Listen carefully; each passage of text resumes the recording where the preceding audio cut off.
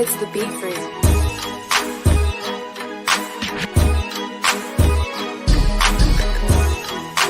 Tick tock, tick tock, tick. This for my LOUISIANA. Right about now, you're watching Tell It Like It Is, Sports Talk Podcast, with your host, Saint Superfan, Soul Saint, along with co-host Mike Teasy, and last but not least, Hakeem the Dream. We talking Saints, we talking Pelicans, we talking Tigers, and much, much more. Sit back, relax, and enjoy the show. And remember, nothing personal, it's just straight biz. We coming at you on Tell It Like It Is. Let's go. I'm not playing. I go by soul. Or call me a saint. What's up? Good evening. And welcome to Tell It Like It Is Sports Talk Podcast, where we don't sugarcoat nothing. Just real talk from three real brothers. I'm your host, Soul Saint. And as usual, Saints plus Soul equals Super Bowl. Along with my co-hosts, my partners in crime. First, let me introduce to you the man. You know him, Mike Teasy. What's happening, man? Sorry it's a little dark where I'm at, on this East Coast, but I'm here, man. I'm ready. What's happening, everybody, on this lovely Thursday? What's up, bro? Glad to have you. Yes, You sir. good. I can see a figure, so we good. Yeah. It's unfortunate I got dark skin. Hey, let me introduce my other partner in crime, man. My boy, my round, Hakeem the Dream. Hey there, everybody. What's going on? I'm here, always representing the charity hospital born kids. Nothing against the AP two-row babies or the optional babies. It's just that we laid the foundation. Y'all good people. Man. But we laid the foundation. Shout out to all y'all. What's going on? What's up, Keem? How you doing this evening, bro? I'm all right. Just a little. See, look, we representing them LSU Tigers, huh? Man, look, Angel Reese got to bring it home for us, bro. She got to bring it home. All right. Let's say hello before we get started. Let's say hello to our peeps. We got Kenny Benoit. What's up, Kenny Benoit? Right. All right, we got Rod Jackson in the house. What's up, Rod? What's happening, man? Mr. Rod. What's going on? We got Jerry G. That's my guy. Yeah. What's going on?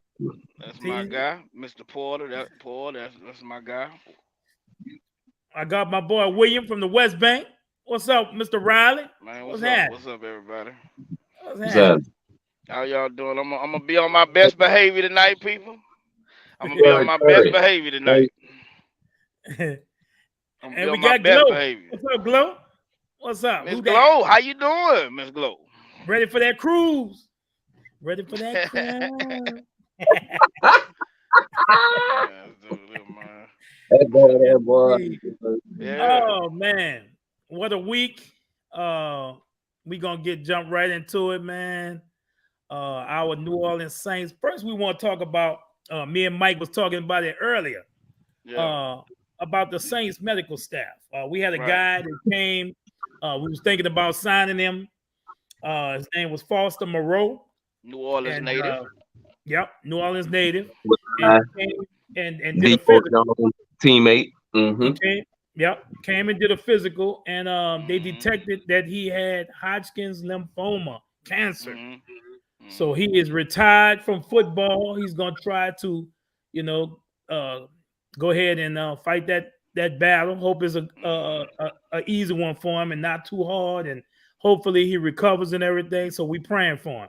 Right. But me and Mike was talking about the medical staff. We like, No. you know, our medical staff. All right, they detect cancer and things like that, but they seem to have a problem, you know, when it comes to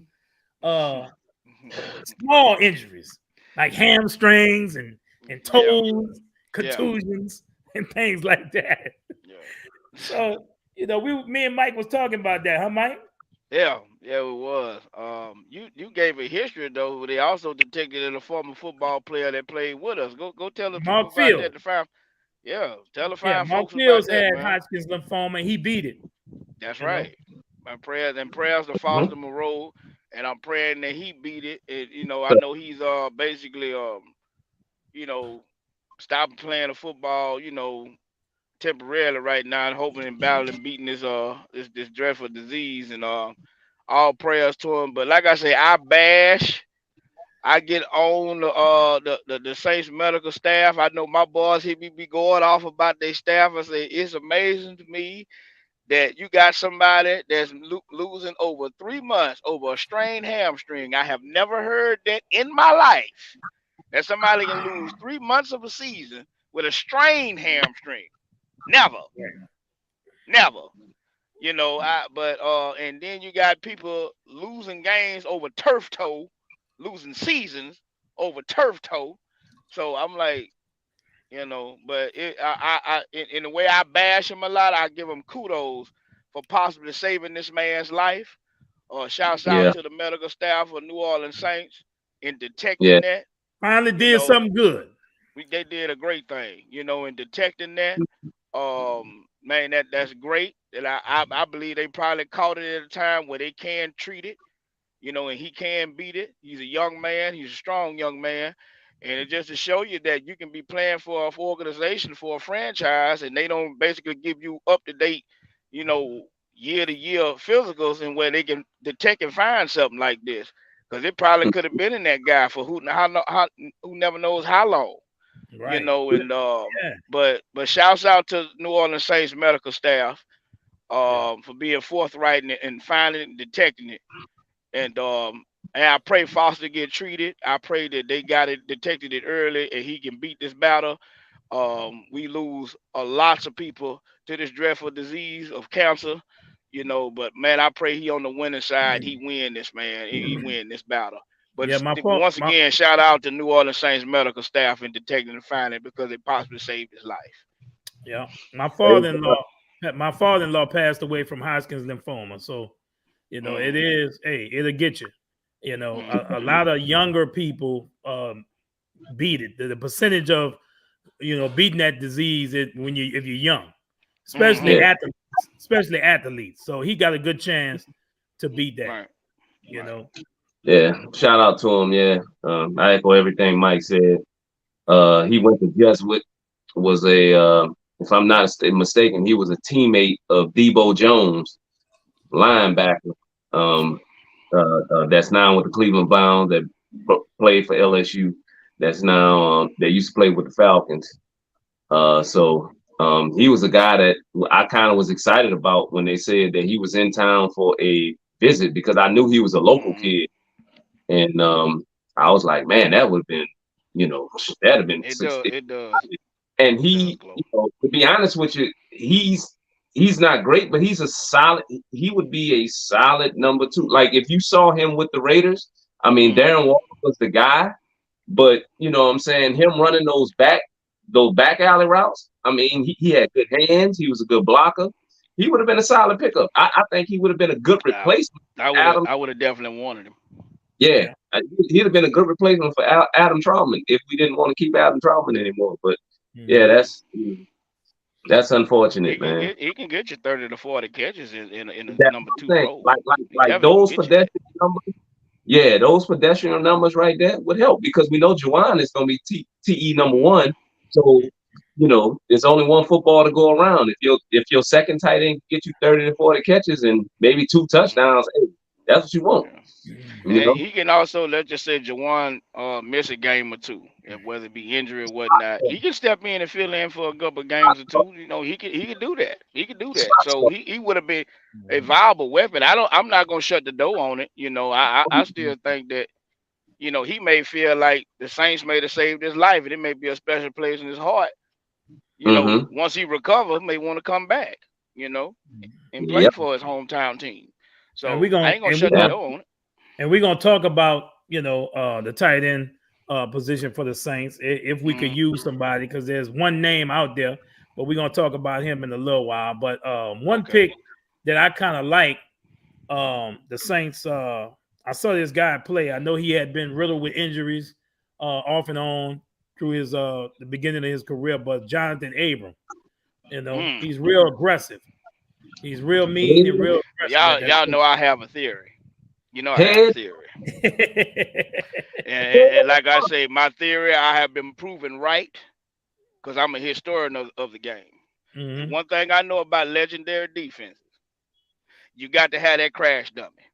You got to have that psycho out there. You got to have that one that demands respect. Sometimes it may cost you 15 yards, but dogged, you got your point across. You're not going to come out here and do what you want to do, and you're not going to come out here and try to intimidate me. I'm going to intimidate you. And that's who Jonathan Abram is. That's who he is, and that's what's missing a lot of time. I want that psycho out there. If you come in that middle, I'm going to make you pay for it. That's him right there. Head buster. That's him right there. He plays with a chip on his shoulder. That's right.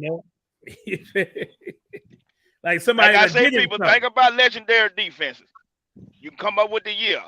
I can name that one player. When you think about the Pittsburgh Steelers and all that, Jack Ham, Jack Lambert. I can think about when you think about the 1985 or Chicago Bears, Mike Singletary, Mark Carrier. I can name a whole bunch of them. You come across that, I'm gonna make you pay for that. Don't come through here. Steve Atwater, back his down. Ronnie Lott, everybody know it. Come on across here if you want to. Darren Woodson of the Dallas Cowboys. Come across here if you want to. I'm gonna make you Chuck Cecil. I can name a whole bunch of Jack Tatum. I can name a whole bunch of the fine king, Chuck Cecil, but shoot, I go a step further than that. The two hardest hitters that I remember being in the Saints secondary from my kiddo days back in the Calio Project. I remember one Dave Waymer and the other one was Gene Atkins. Gene Atkins, Atkins. Yeah. Like, he can hit too. Yeah. He can hit too. They used to call him Mean Gene. Mean Gene. My dad used to call, But you got to have that, man. You got to, like I say, they can try to take all the rules away about, in certain ways, defensive backs got to hit you and all that other stuff and whatnot. Nah, man, this still a physical sport, bro. And you still can lay down the letter of the law and give people attitude adjustment. You ain't going to do what you want to do. Nah, it ain't going to be none of that. Nah, come through here if you want to. I'm going to show you. And I still believe in that. Yeah, absolutely. And he was, to be honest, if you follow his college, I guess Mississippi State, we really like that pick. I love it. I don't just like it. I love it because it's a potential. It's a potential he could start because he got a lot of potential. He's faster than Marcus May. He may not be a heck of a playmaker, but hell, Marcus May didn't give you nothing. He didn't get no interceptions. Right. And plus, he's younger. He's a lot younger than than Marcus May. He's 26 years old.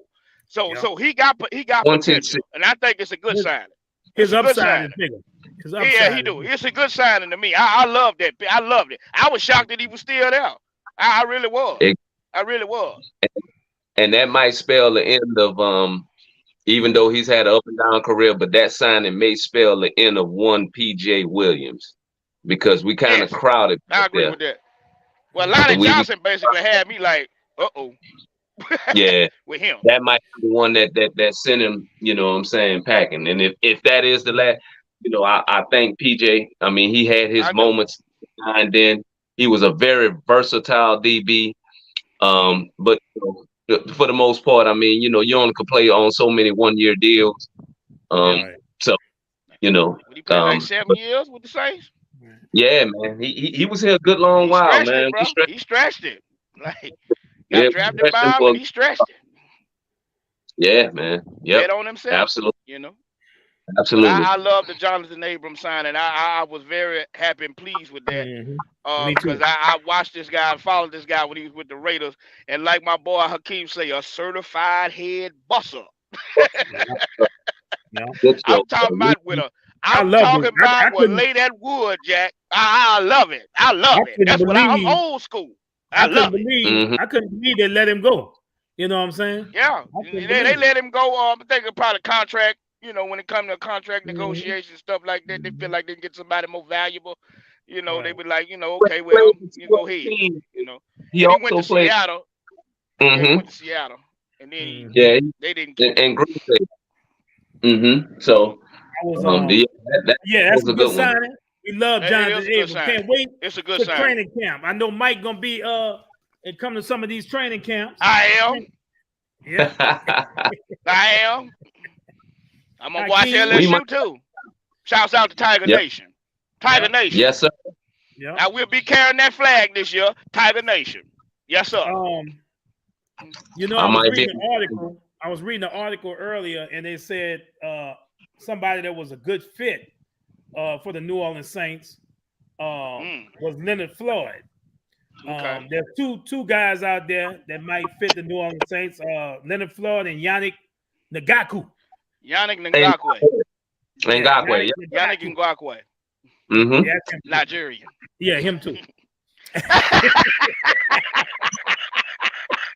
all of them. Hey, they mentioned Frank Clark too, but like I said, that the money, it may be a problem with him. He a Super Bowl champion now. He a Super Bowl champion. I want my money. Yeah, he was 2-time Super Bowl champ. I want my bread. He don't want I some want bread. my money. So money. Could the Saints use? I mean, Peyton Turner, Granderson. We lost Davenport. I think we could use a guy like that in the rotation. You can't get enough pass rushing. Can't get enough. Yeah, you can't get enough pass rushing. I mean, this league is filled with too many quarterbacks that will dot your I's and cross all your T's. So if you can find somebody that can put pressure on them on the edge, the interesting point about Yannick Ngakoue, every time he's played, he's had no less than 9 sacks in every year that he's played. No less than 9. Every year he's played at 9+ sacks. Like that. The only weakness that he has, he does not play the run well. You know what I'm saying? He doesn't set the edge well. But hey, I mean, if you just got to package him in with the NASCAR package on 3rd and 11, you know what I'm saying? Go ahead. Third and long. Let him put his ears back and go.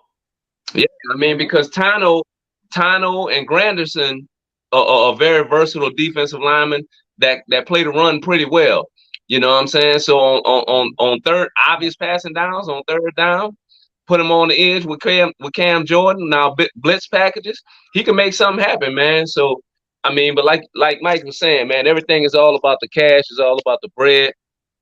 So if we don't address it with one of our first one of our picks in the first couple of rounds, with somebody like a BJ Ojulari, and I do like this kid from Northwestern. I can't even say his name, the African brothers, you know what I'm saying? But he's 6'2", 280 pounds, and ran a 4.49 40 as a defensive end. I think we can use that kind of athleticism up front. Now that Ryan Nielsen is not here no more to coach the defense, the Saints may be going away from the big, tall, long defensive end that's athletic. The ones that cannot, that lose contain when we playing against a quarterback like Jalen Hurts. Now they might go to the smaller defensive end that can go ahead and chase you down, from the backside and places like that. Guys like Marcus Davenport and them, although they were freaks athletically by being tall, when they lost contain, they didn't have the foot speed to go ahead and run the play down from the backside. So now that Ryan Nielsen isn't there anymore, the Saints might try to go with smallish, more defensive ends that can go ahead and chase More the play speed. down. Yeah, more speed. Mhm. Absolutely. But to bring back your point about Yannick Ngakoue having no season less than 9, it's actually 4 seasons where he didn't get 9 sacks or more. His Oh, rookie okay year in then. 2016, he got 8. In Mm-hmm. 2019, he got 8. 2020, he got 5. In 2020, he got 3. Well, no, actually, in 2020, he got traded, so he got 8. And so it's 3 Mm-hmm. seasons where he just got less than 9. But for his Okay. Oh, okay. career, he got 65 sacks, That's not and bad. he's only 20, and he's only 27 years old. Can you pull up the stats for Floyd? Leonard Floyd. Yeah. Yeah. I mean, like you said, you mentioned like who we got on our roster currently right now, and Right. nobody has gave you that production where they getting 8 or 9 sacks on a consistent basis. Definitely not from Peyton Turner. Definitely not from Carl Granderson. Yeah. So hell yeah, you need them. Yeah, Cam you need Jordan them. had a good season last year. To say, He did. you know, He made the Pro Bowl. He he did. came back strong. Yep. Mm-hmm. Yeah. Mm. You got They started Leonard out. Cornelius They Floyd. started out He'll be 31 this year. Leonard Floyd will be 31 this year. He has a total of 47.5 sacks. He came in the league when he was 24, 25 years old, though. Okay. Mm-hmm. Out of Georgia. Yeah, he came in the league when he was pretty old. You A know, little he late. was, Yeah. yeah. His first year in 2016, he had 7 sacks. 2017, 4.5. 18, 4. 19, 3. 2020, 10.5. 21, 9.5. Last year had 9 sacks.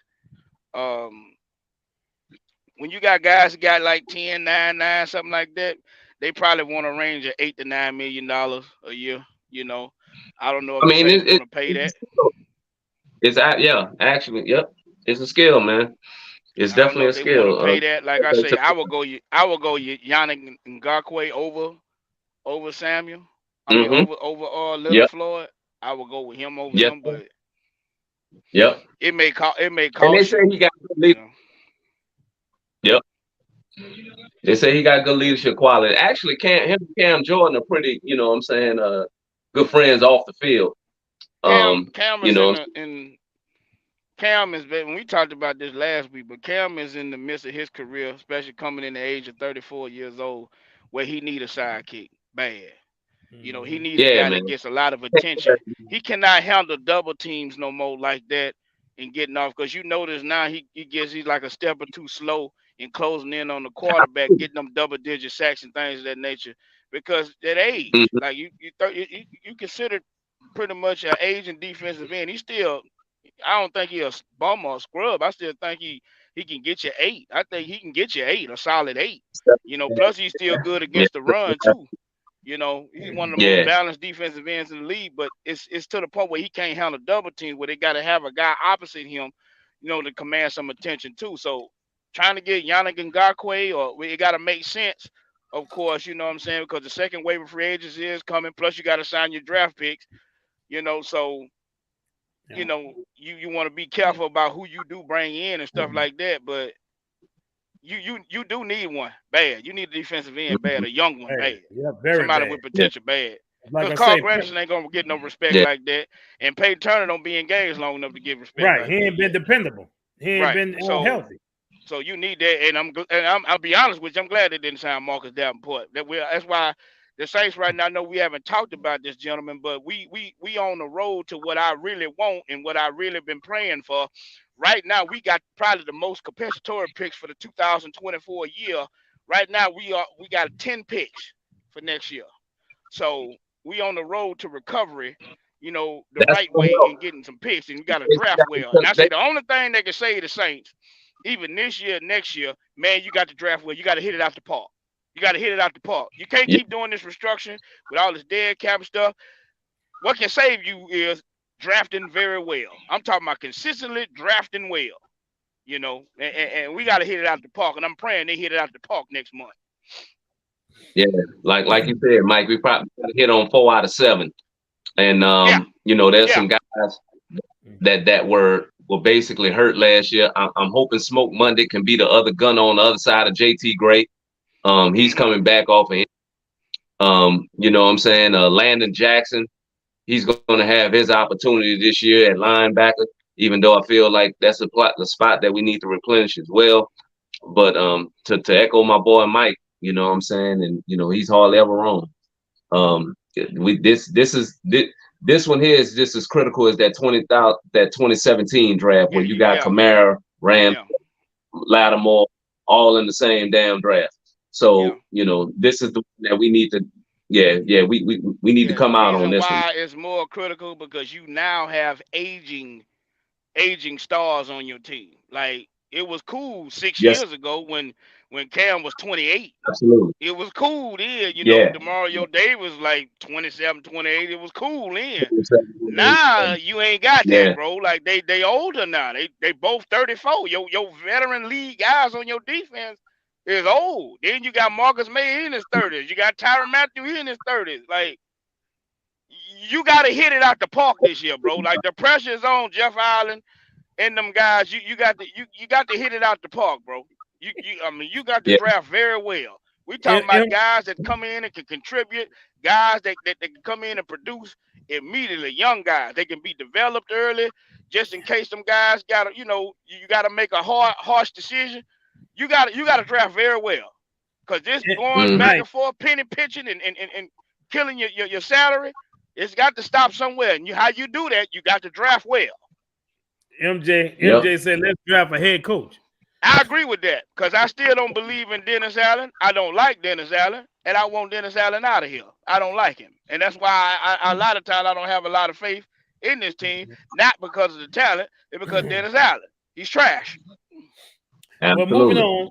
Well, moving on. I know we was thinking about probably signing Foster Moreau. And I look at the depth chart of the tight ends. We got Juwan Johnson. We just signed him to a deal. Adam Troutman, who never really, got to where we needed him to be. We got Taysom Hill. We know Taysom does some of everything, Absolutely. They got him at the tight end, and we got Lucas Krull, who we drafted last year. So who we need I'm interested. We use another tight end.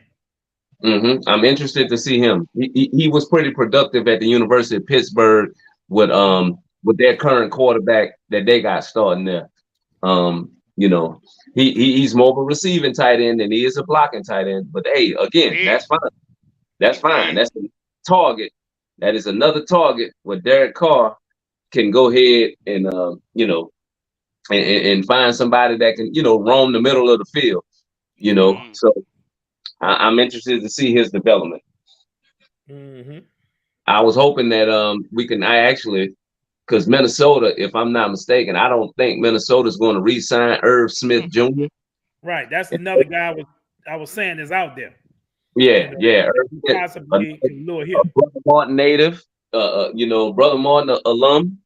You know what I'm saying? His daddy played for the tight end. His daddy played for the Saints. Irv Smith Sr. out of Notre Dame.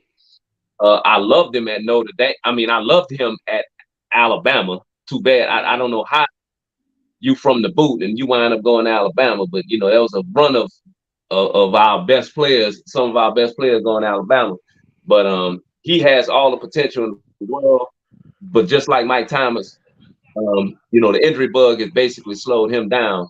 But people around the league said that this guy has Pro Bowl potential in the right system. So I would love to see Irv Smith come back to the crib as well. But I was just looking at our depth chart. They got an updated depth chart, and right now they got Cam at defensive end. They got Carl Granderson at the other side, and Nathan Shepard and Khalil Saunders in the middle in a 4-3. Malcolm Roach is a backup to Saunders, and what's this guy's name? Jackson from last year. Prince Emili. Y'all heard of him? Oh, nah. He's I think that's our other D tackle. Prince Emili. That's our other. So but going back to the tight end, so y'all saying we think we probably could use another tight end? Absolutely. I'm very disappointed in Adam Troutman. And I know Yeah, when he man. first got here, I had high hopes for him, and Yeah. former guy that used to be on here, David King, and Yeah. what's up, David? And Yeah. David. so y'all was basically looking at me like you sure putting a whole lot of chips in that bag for him, or Well, eh, I did too.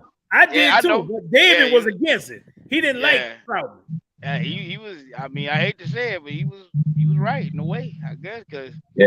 like I say, a lot of times he didn't separate, missing wide open passes. It's like he was catching the hard, difficult ones, Right. but he Yeah. was dropping the easy one. And I'm Right. like, bro, like in the separation, issues with that, and but blocking, he Mhm. did a fairly decent job. And when they got you basically trying to crown you as the number one guy, you started getting outshined by Jawan Johnson. Like, you was like, wait a minute now, And something we see here. he Yeah, got compensated, and Juwan got compensated before he did too. This is last year of his yeah, deal, this is Adam. last year of his deal. Yeah, that's right. This Yeah, is last year, and Jawan definitely has moved up right now as the number one tight end. mm-hmm. And them bringing in Foster Moreau to tell me all what I need to know. Hmm. Exactly. They wasn't Exactly. they wasn't basically sold on Troutman as a number two. And like I say, this offense is not basically Oh, on that designed. table. Even with Pete Carmichael here, it's not really designed for one guy to steal the show. They want to, because you remember when they used to have other tight ends and second, third tight end was getting played and they was doing their thing too. So Mm-hmm. So I if they looking for another tight end, I mean, okay. Did anybody sign? Yeah, Dalton Schultz got signed. He Yeah. got signed. Um, Hayden Yeah. Hurst, did he get signed? Hayden Hurst. Yep. Um, Yep. With the Carolina Panthers, who who have vastly improved since free yeah, they agency they has started. yeah they Hey, They have Mike, they got vastly one improved. guy still out there. He's still working out, still staying in the shape. He was Oh, I already abused. know you finna say. I already know you say he used to play for us, old number 80, old Jimmy Graham. you know, you know. But I Oh, like to Jimmy. give a shot. I like to give a shot at Irv Smith though. I like to get Yeah. Brain Jr. here, man. He's Yeah. just 24 Yeah. years Yeah. old. Junior. He's just 24 years old, bro. I Yeah. like to give him a shot. And OJ Howard just got picked up. I don't know if it was by Seattle. OJ Howard just signed. Damn, I don't know if he just signed. I want to keep something telling me Seattle. I might be wrong. Somebody can fact check me with it. But OJ Howard just got picked up. Yeah, he just got Another picked guy up. with a lot of potential. Yeah, he puzzles You me. know That's a what I'm guy with a lot of potential, but never, never got saying? the opportunity because of look, injuries and people Mhm. like Gronkowski being in front of Mhm. him, coming back and play, Mhm. never gave him a shot to be that number one guy. I Mhm. think And Cameron Brate. I think if Mhm. Brady and Gronkowski wouldn't have came that first year in Tampa, OJ probably would have been the man. But it is what it is. Mhm. And he been in the league so long, and how old is OJ by now? OJ gotta be in Got the 30s, About he got to be 28, about 20. 29. 28, 29. Mm-hmm. Somewhere Yeah, around at there. He least. kissing 30. Yeah. Now, let me ask y'all something, bro. Looking at the roster, we've been active in free agency and everything. Mhm. Looking going into the draft. Mhm. What do the Saints do at 29? I'm gonna start with Defense. you, Mike. I already told you. Me and Mike, we talked about this. I think me and him And the said the reason same why thing. I said this so, and the reason why I'm gonna get into that, I said BPA. And the reason why I say that is because that's mean best player available. And the Yeah. reason why I say that, you still consider yourself a contender, right? You still consider yourself a contender. You still feel that you still feel like you right here. You still, right here in a wide open NFC. Even though you got like two or three teams in the NFC, basically like the Eagles, the 49ers, maybe somebody might surprise and shock you. The NFC East look like they tough this year, but if you still feel you right there, you don't go after need. You go after best player available. Somebody that gonna come in right then and produce. Mm-hmm. You go after Mm-hmm. best player available. Yeah. And that's how they feel. They feel like that that they still there knocking on that window, you go after best player available. Now, I would consider a need is still interior defensive line. I would still What's up, feel King David? that you need a pass rusher real bad. I consider that a need. That defensive end, defensive tackle. I consider that a need. You can't never get enough of cornerbacks. You definitely need depth at linebacker, Safety. interior guards and stuff like that. But if I was them at 29, whoever you got on your board, not what Mel Kiper or Todd McShay or what all them got on their board, what you got on your personal board, Saints. I'm scared of the Saints board. Saints board ain't been too good the last couple of years. You gotta go with your board. You gotta go with your board. You can't go with draft experts board. Because I know that some teams will do that. Oh, They'll do that. But Mike, let me say this. I remember looking at the draft, and I'm looking at Mel Kiper's best available. And I'm looking at them LSU players like Patrick Queen there. Yeah. You know what I'm saying? We go reach and go get you go get a guy, University of Houston, Peyton Turner. You do that. Yeah, like, huh? And you like, huh? Or you basically go reach and a guy you could have gotten in the second, third round, Cesar Ruiz. Like, exactly. What are you doing? Like exactly. So I might look, if y'all list looking bad and ugly, I might go with Mel Kiper, bro. Because I used the last couple of years I've been seeing a lot of good players on his list, and we go pick somebody ain't nowhere on the list. Yeah, nowhere. I still trust his analysis. That dude Mel Kiper, bro. He's been at it for 40 years, man. So, man, the man 50. The man is possessed with it. Like the man made his life and career out of it. Now he be wrong on some things, but boy, when you talk about in-depth analysis, when it come to knowing players, like you just pop up a name and Mel just start talking. That's like, what he do. Like that's bro. what he do. He probably right now studying players. Like, right now. Bro. Oh yeah. He's studying players 10 deep. Like every position, 10, 20 deep. He's studying. Like if it's anybody made the draft famous or whatever, it was him. It's Mel him, Kiper. bro. Like, cause but like I say, I still get on their behinds and still get on their heads about how they critique black quarterbacks. It ain't the same token as how they do everybody else. I'm looking, I'm like, wait a minute, but he be on it, bro. He be on it. Yes, sir. And right now, the Saints looking good. We got money that we can go shopping. You know what I'm saying? Yeah. 17 million in cap space. We didn't ask him we didn't ask Hakeem what he want to do at 29. We didn't ask Hakeem what he want to do at 29. Oh, yeah. Yeah, you're right. Thank you, my boy. But I love listening to y'all. It ain't like y'all don't know what the hell y'all talking about, because y'all do. It's cool. But in a perfect world, in a dream world, if I had my strawberry Mentos and I was just sitting there watching, I was just sitting here watching my Pelicans right now, I would say, it'll be a gift from God. But if Jalen Carter falls into a spot in which we could move up without mortgaging too much of the future, I will have him at 29. And I know he's 9 pounds overweight. I know he's going through everything with what he just went through with the car crash up here in Georgia where he lost his doggone teammate. But in a dream scenario, that will be my guy next to Jalen Saunders. And with all the stuff that's going on with him, he might fall. But we know how the Saints are about character players. You cannot get a traffic ticket in New Orleans before they sit up there and they put an X on it and say, "Nah, we don't want it." So, I'm gonna say this. I'm gonna say this about Jalen Carter. Mm-hmm. He ain't getting past 9. You're right. He ain't. He's not. He's not getting past the Bears at 9. He's not. I mean, the stuff that he gets in trouble with, they figure like, once a veteran hone him in and bring him in and put him under his wing, and he ain't getting past number 9. Look, you know what? I remember thinking back, the first player I remember that have character issues, there was a big name player, and I Mhm. watched this player fall and fall and fall. Yeah. And that was Randy Moss. And I'm like, I mean, too. prototypical wide receiver, height, speed. Dude had everything, bro. Yeah.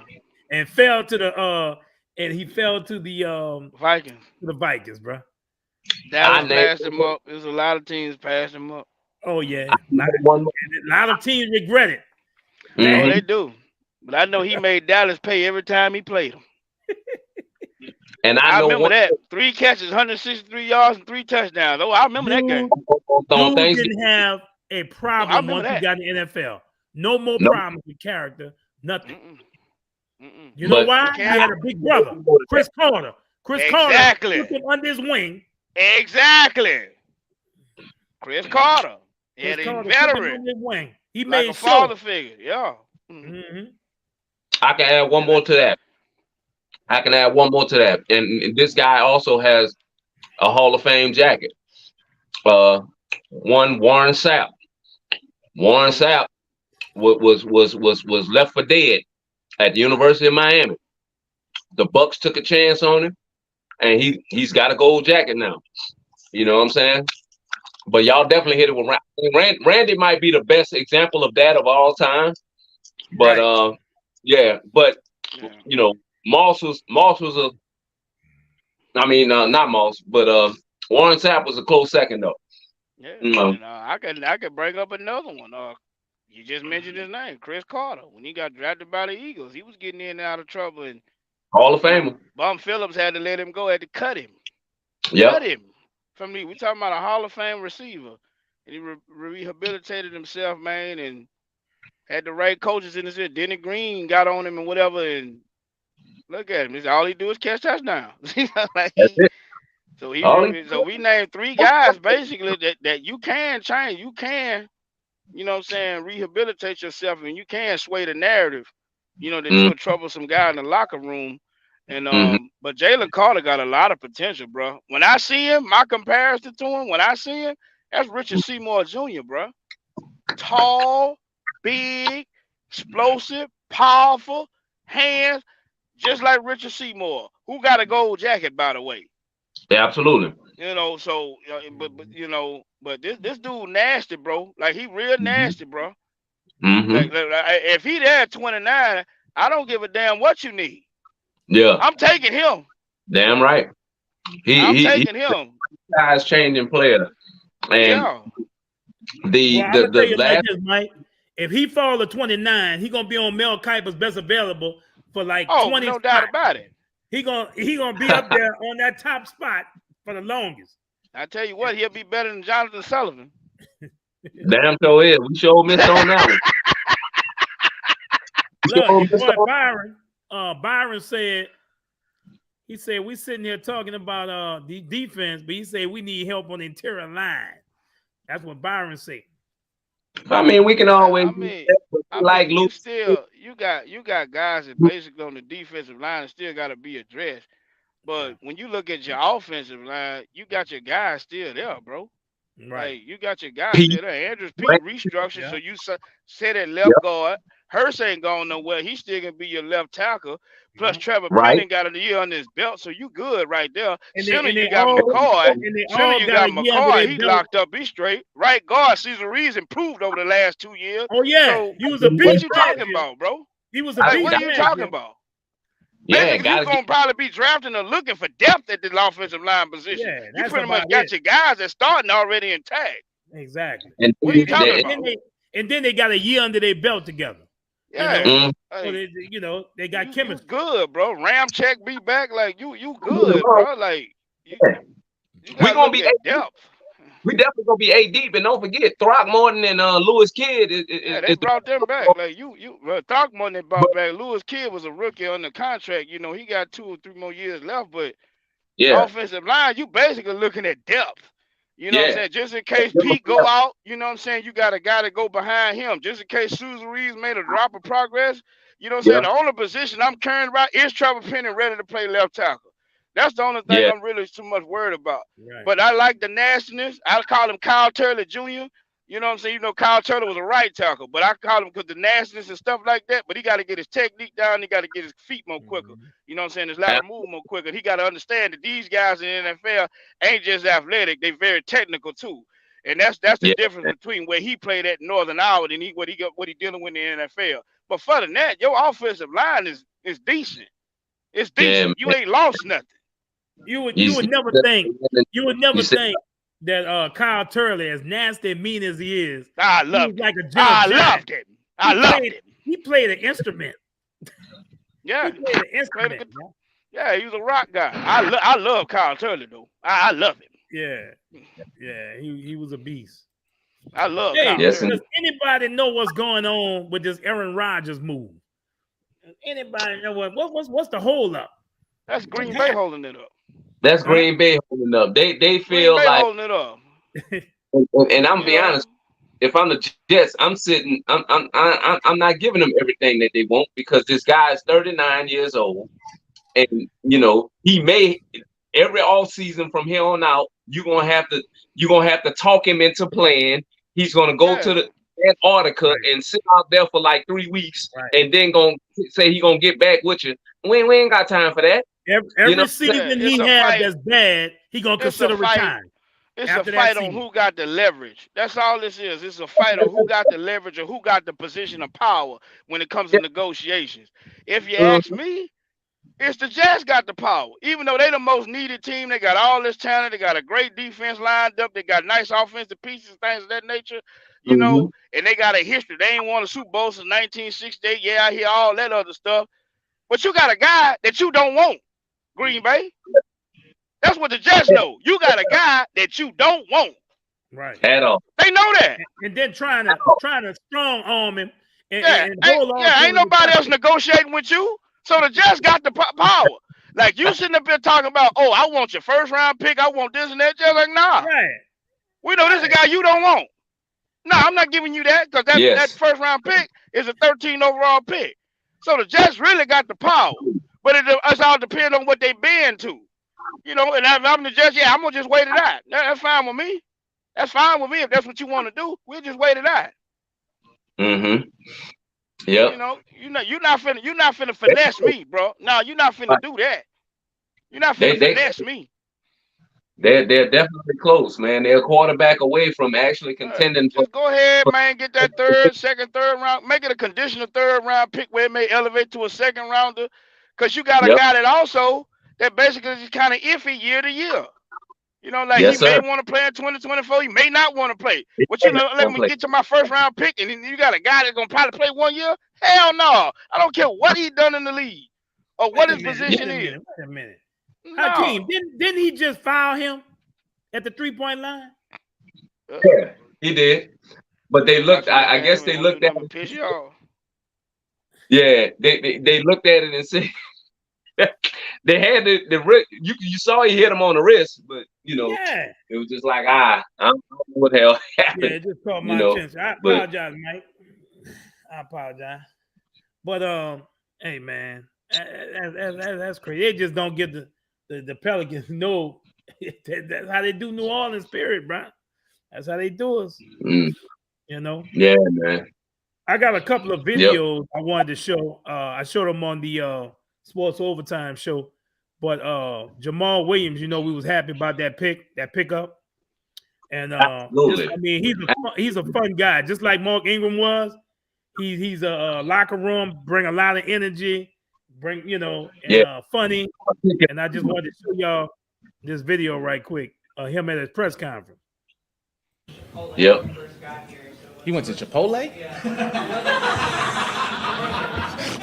Why? Not like Chipotle's not good, but it's just Chipotle. You said where have I been?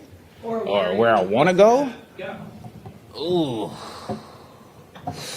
I don't know. My like when I said I was coming here, the first thing my girlfriend said was, "Ooh, you got to try some beignets. You got to try the beignet. The beignets. You got to try them beignets." So I was like, I still haven't tried it yet, but it's a donut, right? Oh, that might be too much for me. It's only $3. Okay. That crawfish, but I don't want the head on it though. I can't do it. I'm a little squeamish. Like it's just I don't do. Right. His explanation. Did I show that on our show? I'm getting the shows mixed up. Did I show that already on our show?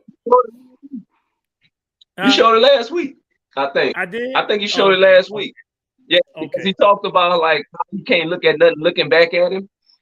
You know. Right. Oh yeah, you with the eyes, the little beady eyes. Yeah, it's still great. It's still a good interview though. I mean, yeah, he was one of the guys that I actually was, you know what I'm saying, that was a terrific signing, seeing this being what we got to face with AK. And again, in a perfect world, me got my Mentos, and I'm sitting up here watching my doggone Pelicans. I would love for the Saints to go ahead and pick Tajay Spears, but just like Mike we don't have said, to get him in the first. We can get him in the second. Right. Just like Mike said, though, if they draft Tajay Spears, number 41, clock will be ticking. You know what I'm saying? If we get a guy like that, or Jahmyr Gibbs from Alabama, you know, it's just the nature of the business. What if those guys are at 29? Jahmyr Gibbs, or either the guy from what's the other guy, Mike? Robinson from Texas. Tank Bixby. Yeah. Yeah. You talking about other guys? What other guys? What? Running backs. Oh, you got. I like Charbonnet out of UCLA. Yeah, Charbonnet out of UCLA. I like him, bro. I really like him a lot. I like him a lot. I like Charbonnet a lot, and I'm quite sure LSU remember Charbonnet too. I'm quite sure they remember 2 years ago. Oh yeah, yeah. That counter. Yeah. They were killing them with that counter. Yeah. Yeah, I run defense. I just tagged you two, and then this breaking news. I just tagged you, Soul, and Hakeem. Yes, sir. Zion Williamson got a new tattoo, and I'm glad you just brought it up. Zion's future. He got a back tattoo. You gotta see it. Mike, guess what? Did you see it? No. Oh, you pulled it up. Look at that. Look at that. Mount Zion. Look at that. Boy, I would love for him to You spend more time in that doggone chair than you do out there on the court. Say that again. Right. Mount Zion sounds like something strong. Something look at that, ladies and gents. Look at that right there. Look at that. Mount Zion. A strained hamstring, but that tattoo gun ain't hurt. I'm surprised you ain't out for another 3 weeks for that. Right.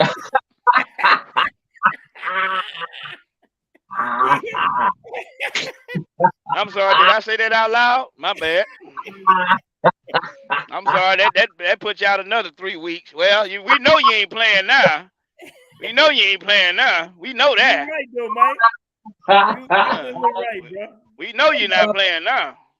Yeah, man. Yes, indeed. Yep. Tattoo, but Perkins. Thank you, Soul, for putting that up. Yeah, look at that right there.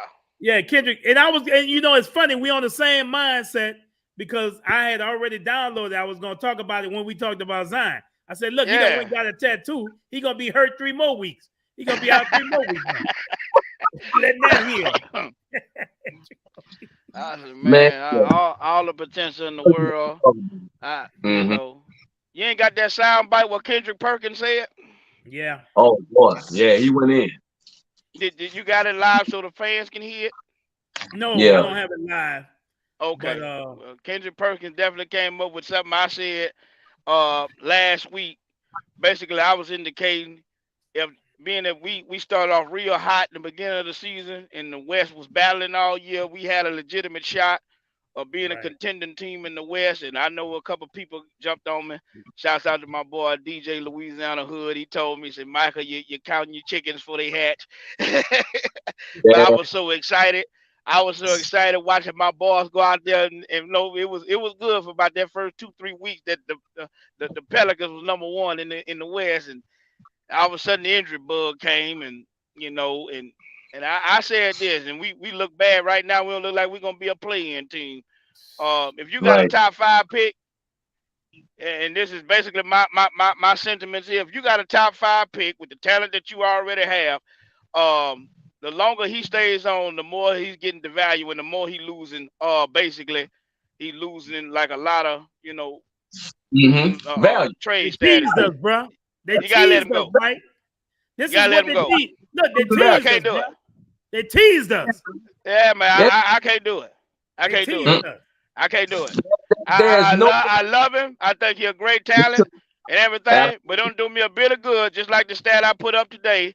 If this man does not play another game for the remainder of this season, the 2023 season, if this man does not play a game, ladies and gentlemen, in his 4 years that he's been here, he has missed 227 games. Yes, sir. That is an average of about damn near 60 games a year. I can't do it. More I can't do games it. hurt than he's played. I can't You do will it. not get the maximum of the contract. I can't You do will it. not get the maximum of 193 I million. can't do it. And my idea would be wait to see who wins the lottery. I can't tell you who's gonna win the lottery, whether it's Houston, whether it's San Antonio. It doesn't matter. Wait to Because see he's who telling wins. the truth, Jerry. He telling the truth, bro. Yeah, that's what that is. That's what that is. I mean, Jerry, I understand that you're mostly invested. But this is a league all about what have you done for me lately, and it shows that this man has missed over 60% of his games in the 4 years he's been there. He didn't even play the 2021-22 season. He didn't even play that whole entire year.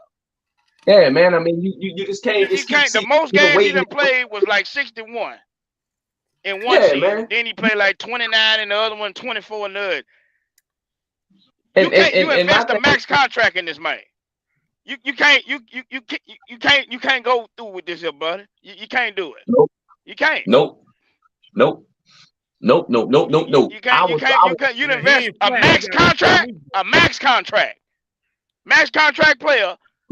Super. Yeah, you can't do this. You can't deal with this here, bro. Especially when you got all the talent that you got. And I know B.I. missed a couple games too, and stuff like that. Yeah. But I know I can get some assets for him. I know that he got some trade marketability. I know I can get some players for him. And like I said, if you got a top 5 pick, let's build with that. Let's go with that. Yeah. Let's go with that. Because I can't deal with this every year. I can't. He out there, your hopes all high up. Next thing you know, he out. A strained hamstring, bro. I'm an athlete, bro. A strained hamstring.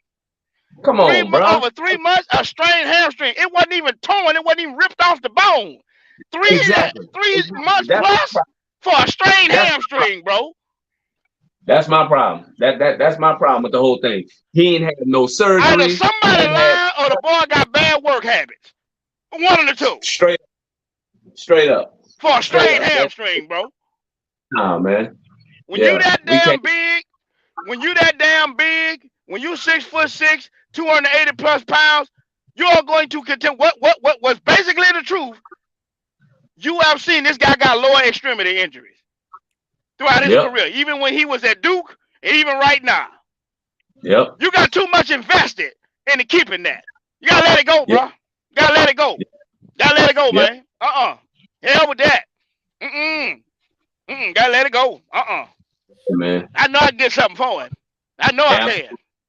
And they got some talent in this draft. My theory is wait to see who win the lottery. Whoever wins the lottery, this is what I would propose. I want 5 first-round picks. You know what I'm saying? Including this year, the number 1 overall pick, so I can get Wabayama. You ain't gonna get that. I sure would. That's like I say, it depends on where I'm at in that draft. Like I say, the Lakers trash. I was hoping they suck even more. I hope they trash because I own their pick. I hope they suck. I want them to be trash. Like I said, I know a lot of people looking like this on the turn like, no, I'm not a Laker fan. I never was a Laker fan. I love LeBron though. I love LeBron to death, but I don't give a damn. I want them to suck. I'm not a Laker fan. I want to be trash. This is business. I want to be trash. Be honest. Games like that, like Zion, man. How many games we got left, Mike, in the season? 10. 10. 10. Like 10. Yeah. 10. That's it. 10. But you're gonna be 9. evaluated in 2 weeks for what? What? It's over. Basically, they tell you his season is over without telling you. That's why he's going to go get tattoos and whatnot now. If anything, I would let him go play right now to go on his last run to try to get in the play-in or whatever they could do this last run. Zion, you got to fucking play, dog. Yeah, You know straight up. It's enough of this waiting, enough handling him with kid gloves and all this other stuff, bro. It's just too much. Right. We got too much. I mean, $195 million.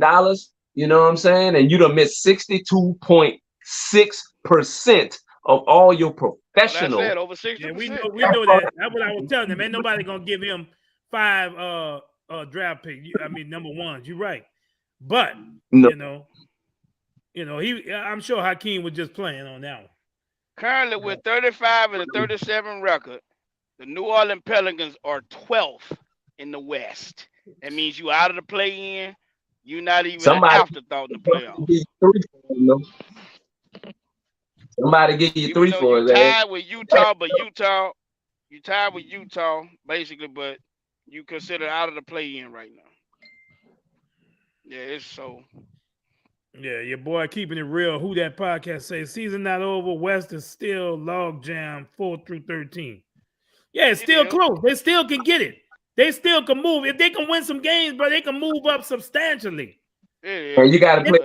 You got to play the Clippers twice. You got to play the Clippers twice. You got Golden State one. The Clippers, lost Paul George for the next 2 or 3 weeks with that high. You got that knee strain. You got the Knicks and you got the Grizzlies one more time, bro. That's a tough schedule. Yeah, it ain't before games. Here's the top 10. Going 1 through 10. You got Denver Nuggets. They got 1. They gonna be number 1. You got the Grizzlies at number 2. You got the Kings at number 3. You got Phoenix at 4. Clippers at 5. Golden State at 6. You got Timberwolves at 7. OKC at 8. You got the Mavericks at 9. Lakers at 10 right now. Jazz at 11. Pelicans at 12. Portland at 13. Let me ask y'all a question. Who surprised y'all the most in that top 10? For me, it's Sacramento. In the West? Yeah, it's got to be Sacramento. Yeah. But get this, though. They number 3 in the West at 43 and 29, though. Right. Yeah. You mean to tell me the Pelicans with the roster that they had, if everybody would have stayed, they couldn't win 50 damn games? Easily. BS. Man, BS. Pelicans was on pace, Hakeem, BS. to win more games than they ever won. Pelicans right. home. Right now, ain't nobody won 50 games in the West. Nobody.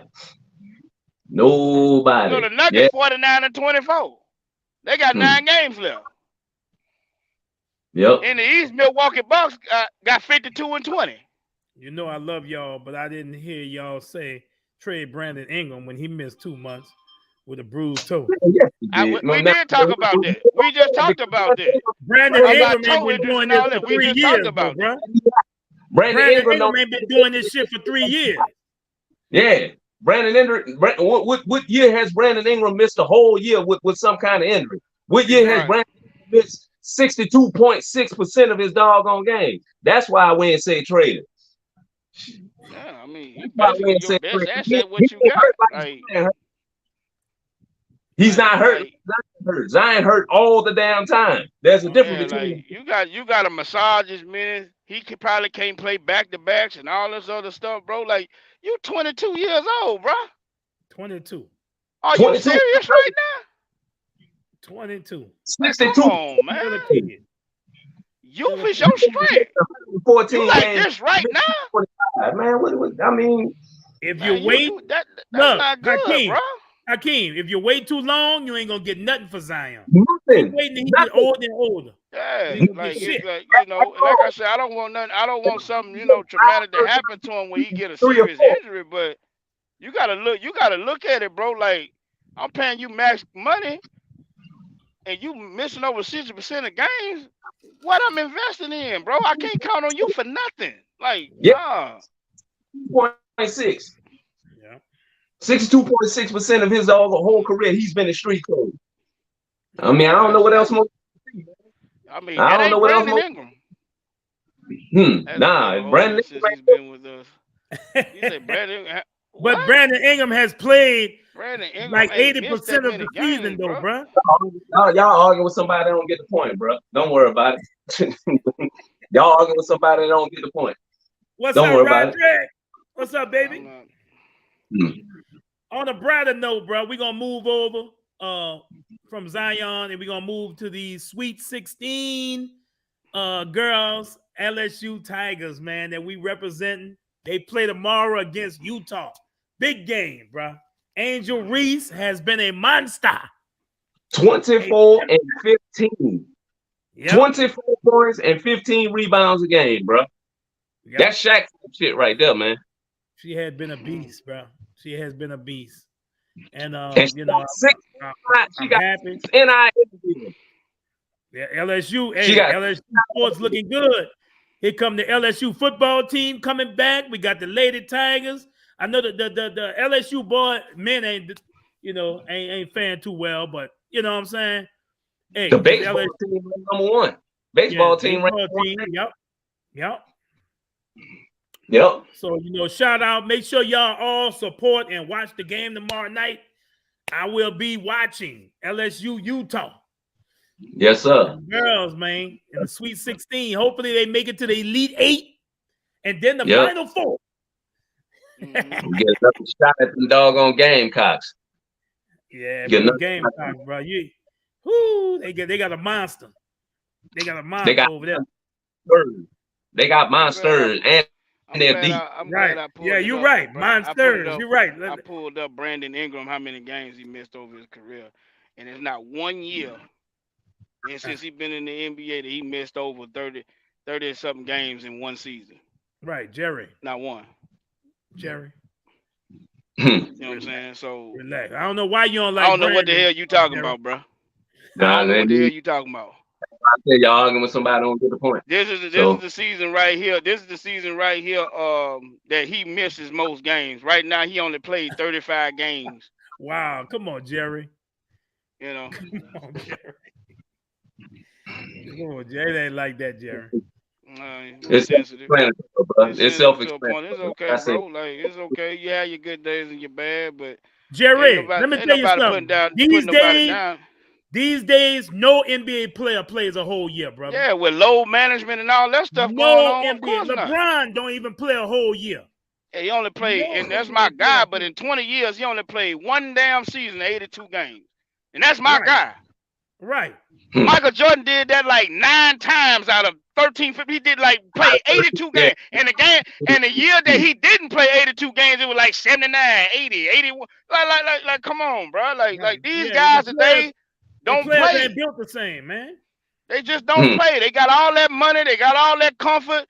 You know, that's crazy that you don't play back-to-back games. If it's anything I'm against, I'm definitely against that. That's crazy. Even Steph Curry is on load management, bro. Like, you know. Like it's ridiculous. It's ridiculous, Yeah, bro. Like it's ridiculous, bro. Like these new age players, bro, go out and play, man. Like, come on, bro. People pay their hard-earned money, man, to watch you perform and watch you play. Yeah, I'm definitely against that. I don't like the load management for anybody. I don't care if I'm a fan of you or not. I don't like that, bro. If you healthy enough to play, get your behind out there and play. Yeah. Give you a prime example. The Warriors came to New Orleans twice. Steph Curry was healthy both games, and he set out both games that played in New Orleans. Healthy, scratch. People were pissed off because they had bought tickets for that game and didn't even get to see the starting five. Right. And they had a family who said something about it. Bro. They drove in from Mobile, Alabama to see him play. And you know what I'm saying? They bought tickets for their daughter. Yeah, Jermaine, I agree with that, Jermaine. They were seriously hurt. Like they were seriously hurt. Like they couldn't go. Like they were seriously hurt. Them to miss game. And Mike, you had players back in the day that played hurt. Right. Even when it was hurt, they wrapped it up and still played. Right. Ankle sprain. Kevin McHale, whatever. They played. Now they baby-fied players. That's just like in the NFL. The NFL, the same thing. Them guys was hurt and still was out there playing. Like, it meant something to them, bro. Like, it meant something to compete. It meant something to them. You know, the fans played their hard-earned money. But like I say, I love LeBron. I do. I love a lot of these players in the league. But that's something I just don't agree with. You Wow. sitting out games and you healthy enough to play. That's ridiculous to me. I feel like you leaving the fans on stuck and even your teammates. Exactly. Like, man, if you healthy enough to play, go play, man. Hmm. I don't like Yep. that. I give MJ all the credit and them old school players, bro, all the credit in the world. They went out there and played no matter what, bro, and competed.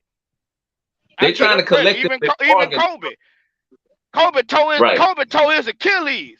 And said, I'll be there if y'all let somebody substitute or put somebody else shoot these shots. I'm gonna shoot these shots. You know what I think, fellas? I think, and I know it's the team and the front office and everything doing that too. But I think when players rest, they should rest at their home court because the home team can see them. But when they go to other venues and people pay top dollar to pay to see these people, and they rest these people, I think that's a shame, bro. They should get their money back. You know where that started from. Greg Popovich used to do that with Tim Duncan and Ginobili and all them guys. That low management crap. He basically started emphasizing doing that stuff. But around the league, it's the copycat and all that other stuff. But I don't agree to that, man. I just don't. I don't like that, bro. I don't. I don't like that. Even if you only got to play 10 minutes that night. I mean, it's just it's just it's just the principle of the whole doggone thing. It's just like, okay, I just don't agree to that. I don't like it, and like I said, I don't blame fans for being upset about it. I know media members talk about it too, and stuff like that. But it's just not right, especially to the Bayern fans out there that support the teams and want to see the stars come out there and play and want to see them compete and stuff like that. I just don't. I don't like it, bro. I don't. I don't like it. For you to be out for over 3 months with a strained hamstring, you got to be kidding me, bro. Yeah, you got to be kidding me, man. I'm sorry. No surgery, no nothing. And you out for the whole damn year. That's crazy to me. Y'all think when Willis Reed went out with that injury back in the day, they would have let him come walk back out there limping and get back on the court? Not in today's game, they wouldn't. And guess what? They didn't have the shoes that we had now. They had to play in doggone Chuck Taylor All-Stars, bro. Yeah. No ankle support. Man, you ever felt them things? They feel like you're walking on the ground. Yeah, man. No ankle support. Right. Ankle support. Nothing. They play Chuck Taylor All-Stars. Back in them days, man, it's nowhere near the technology of what shoes are today. Right. With the extra pad, and they got compression shorts on and all that other stuff to help with blood flow and all that. They got all that now. You even got basic compression shirts with pads in them and all that other stuff. You see them, I'm like, bro, y'all missing all these doggone games. Like, come on, man. Like, man, them guys went out there. Otis Thurman and all them other guys, man. Them guys went out there, man. They ain't give a damn. They might be paying for it now in their old age, but they played. Yeah, but they played though, man. Like, I mean, Isaiah Thomas damn near put 29 points up in one quarter on a broken ankle against the Lakers in that playoff series back in the late 80s. I think he said his ankle was broken. He put up 29 points in that quarter, limped. You saw him out there. Like, he couldn't backpedal. He couldn't do nothing. That was on the broken. Today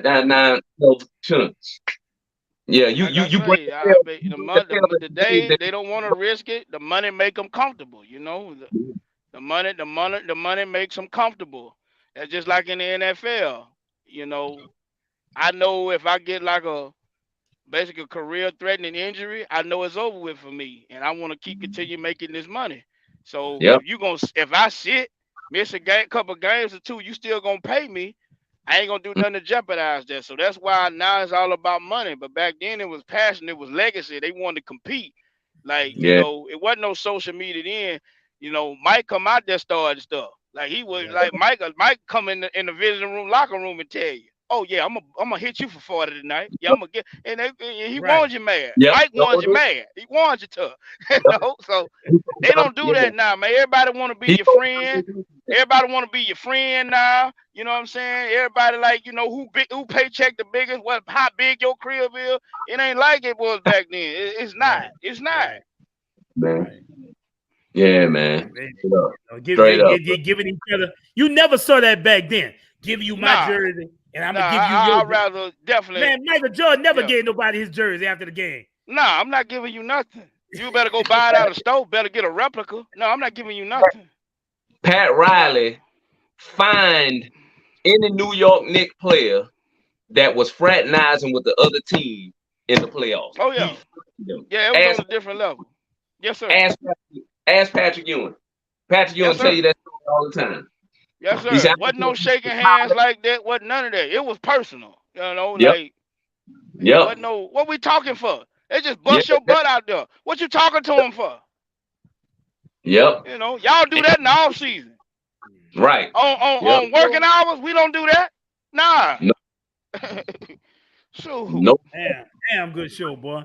Hey, before we roll out, I want to let my boy Mike Teasy update us on what's going on because we all are avid boxing fans. Yeah. Let us know what's happening on the boxing front because you know me in the dome, baby. Y'all know me in the dome, baby. I love that boxing. Man, we got a huge fight in March 25th. This Saturday. I'm a huge fan in the super middleweight division, the 168-pound division. We got a huge fight between two guys I do like, Caleb Plant, and one of my guys, the Mexican Monster, and he is that David Benavidez. It's a good fight. It's a hell of a fight, bro. It's a fight I definitely want to see. I encourage y'all to see it. I think they're gonna have a good card. But that fight between David Benavidez and Caleb Plant, 168 division, it definitely it's a fight that basically solidifies supremacy to fight Canelo Alvarez at 168 for undisputed. As if Canelo want to fight David Benavidez, because I don't think it's a fight that he want to fight David Benavidez. Because David Benavidez is a Terminator, bro. Like David Benavidez is all octane Terminator. I don't know what's in that boy tank where he coming after you for 12 rounds, throwing like 70, 80 punches around, and he's a problem. He's a menace. You know? Bro, look, I met that dude. He's from Phoenix, Arizona. I have met him before. He used to be fat, man. He used to be a fat, plumpy mother. That boy got himself in shape. He is a problem. And Canelo Alvarez has been ducking him for the better part of the last 5 years. Yeah, you don't want to fight David Benavidez. For some reason, when you hear the name David Benavidez, it kind of changed his whole religion when it comes to fight David Benavidez. Well, I ain't gonna fight no Mexican fight. I don't want to fight my people, man. Why you don't? Yeah, Julio exactly. Cesar Chavez did. And all guess the Mexican greats fought Mexicans. I mean, and then check this too out, Mike. He didn't want no part of the Charlo brothers either. He didn't want none of he didn't want that smoke. He didn't want that smoke. He didn't want Demetrius Andrade either. He didn't want that smoke, bro. Bro. That's why I don't respect. That smoke.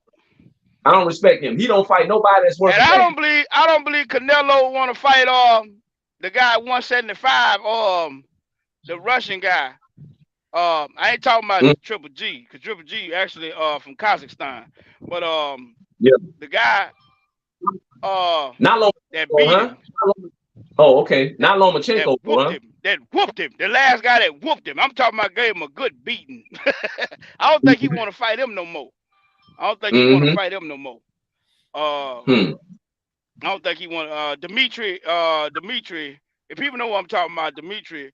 I can't remember his last name. I got a brain fart right now, but I don't think he want to fight him. I don't think he want to fight him again. What other big fights we got coming up? Or that we got Devin Haney and Lomachenko. Okay. You know what I'm saying? We got that fight coming up. We got it's basically been postponed, but another good fight that I definitely want to see. Stephen Fulton versus Nani Inoue. Then they call him the Monster. He from Japan. He's a good fight, real good fighter. He said, "How are you good, feeling, Dylan? We good. Feeling good, man. Hope you feeling good too, man. All right, my man. Yes. Basically, we had a heartbreaker last night that we got news that Alexander Usyk and Tyson Fury wasn't gonna fight due to negotiations. And I think Tyson Fury don't want to fight him. Tyson Fury. I think Tyson Fury didn't want to fight Alexander Usyk. Yeah, because he's a boxer. Like Styles make fights. He's not gonna stand in front of you. The boy got nice feet. The boy can fight. You know what I'm saying? Like Tyson Fury may got size, but he ain't like, you know what I'm saying, basically like Deontay Wilder, just come straight forward and all that other stuff. Or when you get him on the ropes, you can lean on him, put them 70 something pounds plus advantage you got. Nah, you ain't gonna be able to do that to Uzi. Uzi can fight.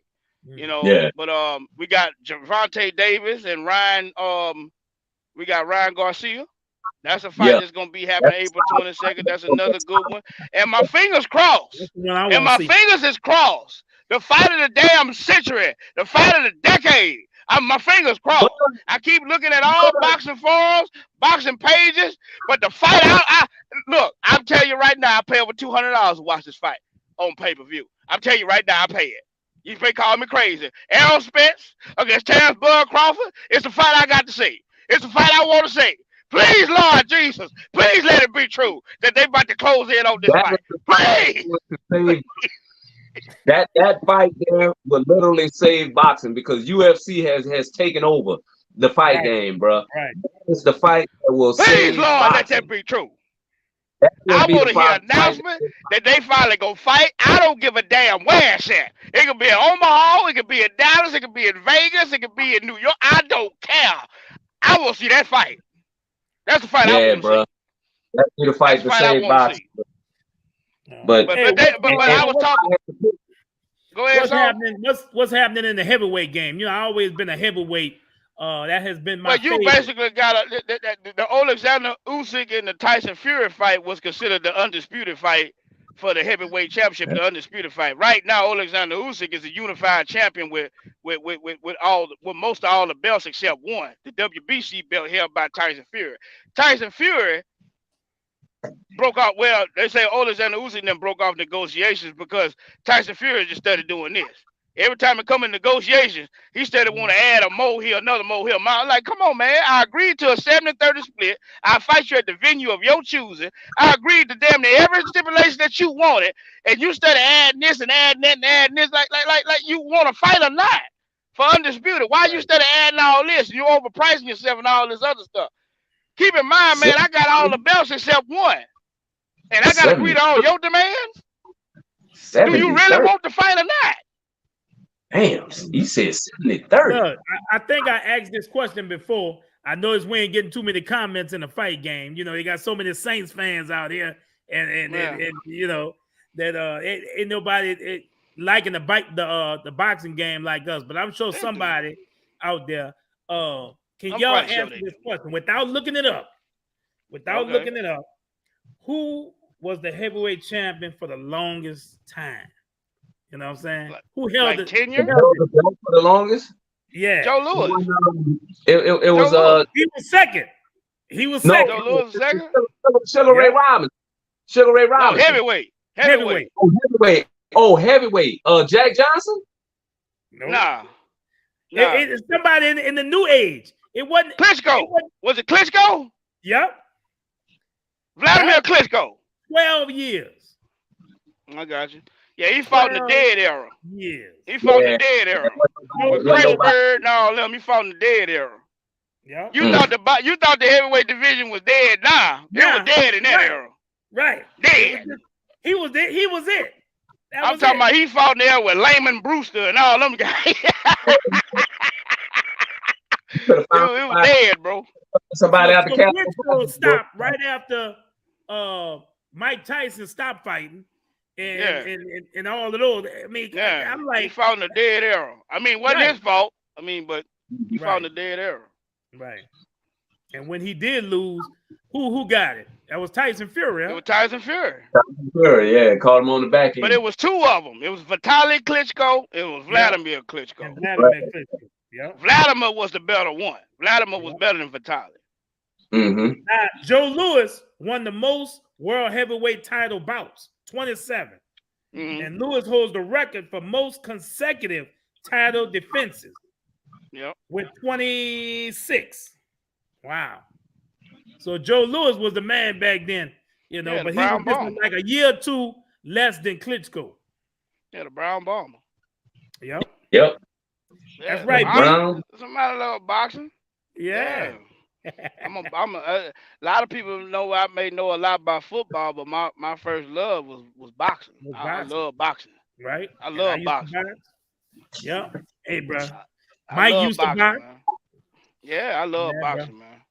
I love it. Yeah. That's my sport. I love Mm-hmm. boxing. You don't play boxing. Look, your You don't boy play William that. say, "What's up with that Shakira boy?" You mean Shakur Stevenson? Shakur Stevenson. Yeah. Shakur Stevenson out of Newark, New Jersey. Yeah, he nice, Basically, man. he got a fight he got some fights lined up, but it ain't against somebody that you know that's Yeah, known. I think he's waiting in the wings. I think he's waiting for the winner out of Devin Haney and Lomachenko. I think And what's he's up, waiting Mike? for What's that. up with our local boy, our Louisiana boy, New yeah. Orleans I boy? was like, what's up with program? Oh my God, Prograde. Regis Yeah. Prograde out of 140. But he been calling out a lot of people. You know, he got one defeat through Josh, that boy from UK. But I thought he won that fight. Uh-huh. I think Teofimo Lopez was talking trash. You know, until Yeah, Regis pulled up. What's happening? right. I'm all Yep. for all that. I don't do all that talking. Just go on with the paperwork. Let's get it cracking. You know. Yep. So I think he's still waiting in the wing. Regis Prograde about that life. And he'll menace. He's a menace. He's a menace in that ring, bro. Yes, sir. But You're I think he's proud. waiting in the ring. I like to see him fight either Ramirez or Teofimo, or I like to see him get a rematch against Josh.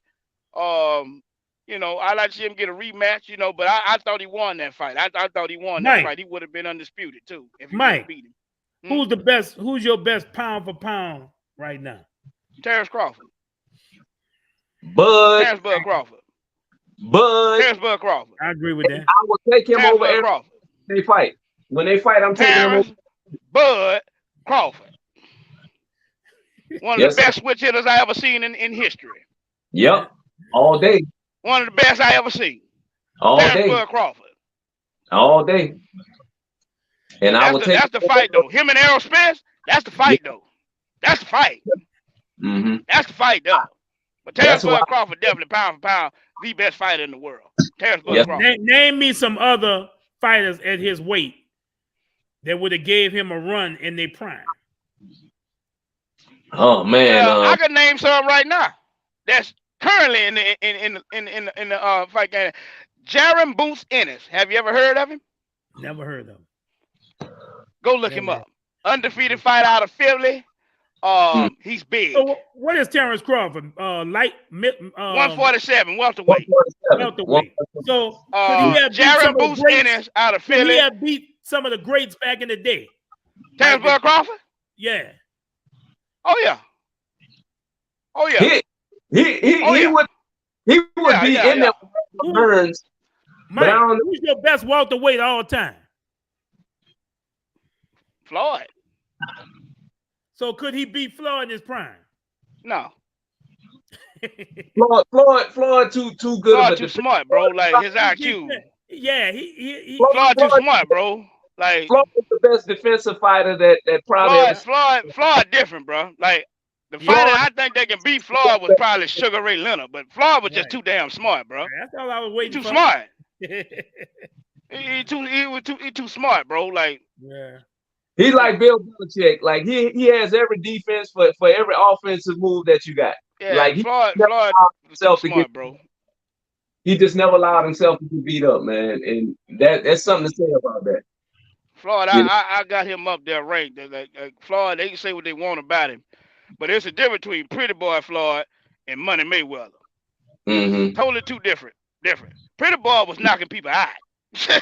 Pretty Boy was sending people he was putting people on the canvas. Yeah, this a list of great welterweights. Floyd Mayweather, Manny Pacquiao, Terrence Crawford, Errol Spence, Keith Thurman, Sugar Ray Leonard, Sugar Ray Robinson, Thomas Hearn. Yeah, Hitman. Ugas. Dennis Ugas. He in that category? You're Dennis Ugas? Barney Ross, Danny Garcia, Kid Gavilan, Virgil Ortiz Jr., Jose. He currently box. He shouldn't be over Jaron Ennis. Virgil Ortiz. Jersey Joe Walcott. That's old school there. Jersey Joe Walcott, that's old school, bro. You ain't lying. You ain't lying. But that's some that's a list That's of the old great school. welterweights. I could name some. I could name some more. You know, I could name some Thomas more. Hearns, he was a hard hitter. He ain't had no chin though. Yeah, man. Yeah, I mean Thomas Hitman Hearns had a jab. He had a nice Yeah, jab. yeah. He had a sweet jab and a nice right hand, Yeah. bro. They don't know about, a lot of people don't know about the Motor City Cobra, bro. You know what I'm saying? I know. You know, but Yes. he had a nice jab. Plus he had good Sugar Ray size too Leonard, for that position. Sugar Ray Leonard had a serious chin, and he just had a motor, bro. Yeah, Yeah. speed. Yeah, tremendous Yeah. speed. He never got He had tired. tremendous speed. Never He got had tired. good conditioning. He had good power too, real good power. Uh-huh. But I still like I before we talked about on the show, I sure like to see what he would have did against Aaron Pryor. Oh, he said Marvin Hagler. Marvin Hagler wasn't a welterweight; he was a middleweight. Right. He was Middleweight. a real middleweight. They went up to fight 160. him. These He guys was, went up he to was a fight career him. 160. Yeah, He was a career 160. Hag was a problem though, man. Hagler wasn't Yeah, coming Marvin down. Hagler was the definition of pressure fighter. Yep. He was this is that I'm in your face, bully, pressure fighter, and I'm punching 60, 70 punches around in your face. Yep. In your face. Wasn't the best defensive sound guy, but had an iron chin, and I'm talking about he wore you down. He wore you down. Mm-hmm. And you know what, Mike? I didn't even know Marvin Hagler died. That's crazy. Yeah, he died. He lived in Italy. 21. He lived in Italy. He didn't even live in America. He left America after he got. How the hell he died? I mean, he That died man like was at the age still young. 68, something like that. He died like at age 68, something like that. He was almost said, yeah, he was He was old. 68 when he died. Well, they say he died of natural causes. Yeah, Yeah. he was 68 when he passed. But he was a actor and all that stuff in Italy and all that stuff, an action Right. star. He lived Mm-hmm. over there in Italy, man. He left America and he lived this rest of his days in Italy. Yep. I watched this documentary, man. I was a big No, Marvin Hagler fan. he was younger than that. But he was 66 when he passed. Yeah, I know he's in the 60s, Yeah, 67, 68, something yeah. like that. Yeah. They say natural Dude causes. only but you had know it was 3 something else. losses in his career. 3 losses. Yeah. Yep. That's a He good felt damn like he record. was cheated against Sugar Ray Leonard. He felt like he was cheated. He was Yeah, devastated yeah. by that. Yeah. That was a good fight though, Sugar man. Ray was scared. He'll steal the rounds at the end. Yeah, like the last 30 seconds, he'll throw out them flurries on him and catch him in Right. combinations. Right. And Hagler was fussing at him to fight, like no, come stay toe to toe, come on, go. And Leonard like, nope. He was frustrated. He was frustrated. I ain't going. Hey, I saw what happened with Hearns. I ain't going toe I'm to not toe gonna with stand him. that blunder with you, man. No, I'm not finna do that. You gonna have to cut the ring off and make me come to you. No, I'm not finna. Yeah. Not finna Now, stay in that blunder my with boy you, man. William. This dude right here, Mike. He used to invite us to his house to watch the fights, bro. He always Said, get what to about fight William. Oh, we Shout talked out- about marvelous Marvin Hagler. Shout out to Yeah. William, man. Shout out to Mm. But William. he was not a welterweight. Let me remind y'all again. The question he was is the not a greatest welterweight. welterweight. He was not 147. Marvin Mm. Hagler was a career 160 fighter. Yeah. 160. He Yeah. was a middleweight. That's right. Well, look, He was y'all. a Hey, middleweight. man, look, it's a shame good things got to come to the end, but we've been on 1 hour and 30. We had a great show. We want to thank all our listeners, all the people who commented and joined in tonight. We love Yep. y'all. Thank y'all for joining in. Please join in every Thursday. We're going to be coming on every Yep. every Thursday. Man, I was at a good spot Thursday. tonight, huh, man? I was at a good Huh? spot. I Oh, was you at a yeah. good spot tonight, bro. Yeah, you I ain't may have to lying. come back here every Thursday. I may have to come to Miami every Thursday, man. Yeah. I was at a good spot tonight. Yep. All you gotta Hey, do is stay pick in your up go in Family Dollar and pick you up a little lamp to shine on you, so we can Cut see it you out. good. See Hey, that? Mike. Yeah. Yeah. Hey. All y'all see is teeth and eyes. Black ass. Let me stop. So remember, y'all. Hey, remember, y'all. It's nothing personal, just straight biz. See you next week on. Tell it like it is. That's right. That's right. Ow. Now, we ain't going out with him today. We're going to go out with Soul Saint. Let's go, Flag Boy Jim. We outside. We're going out with Soul Saint. Coming to get you. Me and my boy, y'all know him, Jay the Wizard. All right, bro. Shouts out to King Mike. What's up, King Mike? Shout out to King Mike. Jay the Wizard tonight, though. Later. She got that knot. She got that knot. King Mike says she got that knot. Let's hear for the black and gold. Now let's go. Let's scream for that. Any competition, yeah, we coming to get you. Ooh, what did I do? What you do? I don't know. But look, we're going to start it over again. We're going out. We're coming to get you. Peace. Let's hear for the black and gold. Now let's go. Let's scream for that. Any competition, yeah, we coming to get you. Let's go. Say fast, stand up now. Let's hear for the black and gold. Now let's go. Let's scream for that. You better run it high, cause we coming to get you. Saints plus soul equals Super Bowl. Ask J, ask Soul, now you been told. Black and gold, we on a roll, and we big and bold. You open up your mouth, now you're knocked out cold. We coming to get ya, I bet you won't win. Left hook, right hook, again and again. We got that high-powered offense with that lethal bunch. We're the bullies of the block, and we'll take your lunch. So to all of my who-dat across the land, and to all other teams that don't understand, we coming to get ya. Our goal is Super Bowl. We gonna paint that Lombardi black and gold.